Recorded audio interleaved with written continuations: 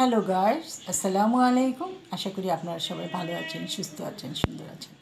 আমি আবার আপনাদের মাঝে উপস্থিত হয়েছি, একটু গল্প করব। সেটা হলো, জীবনে চলার পথে কিছু ভুল আপনাকে আপনার চলার পথে উন্নতি করতে দেবে না।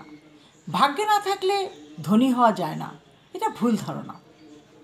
কারণ যদি আপনার আয়ের চেয়ে ব্যয় বেশি হয় আর এই ব্যয় করার অভ্যাসটা থাকে, তাহলে জীবনে উন্নতি করতে পারবেন না।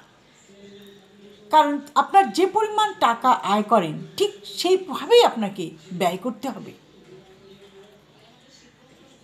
অভ্যাস থাকে, তাহলে যদি ব্যয় করার অভ্যাসটা থাকে, তাহলে এটাকে আপনি কিছুতেই উন্নতি করতে পারবেন না। টাকা জমিয়ে না রেখে কিভাবে বেশি আয় করা যায়, সেদিকে আপনাকে লক্ষ্য রাখতে হবে। টাকাটা জমিয়ে রাখলাম কিন্তু কাজে খাটালাম না, তাহলে চলবে না। কারণ বসে খেলে রাজকোষ নাকি শূন্য হয়ে যায়। পরিশ্রম করার সাথে সাথে বেশি বুদ্ধি খাটাতে হবে।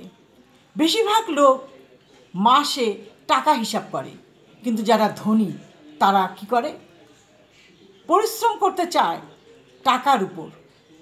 কি পরিমাণ টাকা পাবে, এইটুকু পরিশ্রম করলে কতটুকু টাকা পাবে, সেইটুকুই তাদের টার্গেট। বেশিরভাগ উপার্জনের উপায় হলো কাজের কাজটাকে ভালো ব্যবহার করা, কাজে যে সময়টা লাগবে সেই সময়ের সদ্ব্যবহার করা, কাজটাকে ভালোবাসা, ভালোভাবে কাজটাকে ধরে রাখা। আপনি যদি সফল হতে চান, তবে কাজকে ভালোবাসতে হবে। এই পরিশ্রমগুলো কাজে লাগালে জীবনে সফলতা পাবেন, তা না হলে জীবনটা অতিষ্ঠ হয়ে উঠবে। জীবনে চলার পথে সকল বাধা দূর করে চলতে হবে, সামনে এগিয়ে যেতে হবে, তবে যদি জীবনে জয়ী হতে পারেন। জীবনযুদ্ধ এত সোজা না, জীবনে অনেক স্ট্রাগল করতে হয়, যুদ্ধ করতে হয়, তবেই জীবনে উন্নতি করা যায়। বসে থেকে কখনোই জীবনে উন্নতি করা যায় না। আমার এই কথাগুলো যদি ভালো লেগে থাকে, বেশি বেশি করে সাবস্ক্রাইব করুন, বেল বাটনটা টিপে দিন, শেয়ার করুন। আজ এই পর্যন্ত। ভালো থাকেন, সুস্থ থাকেন। আল্লাহ হাফেজ।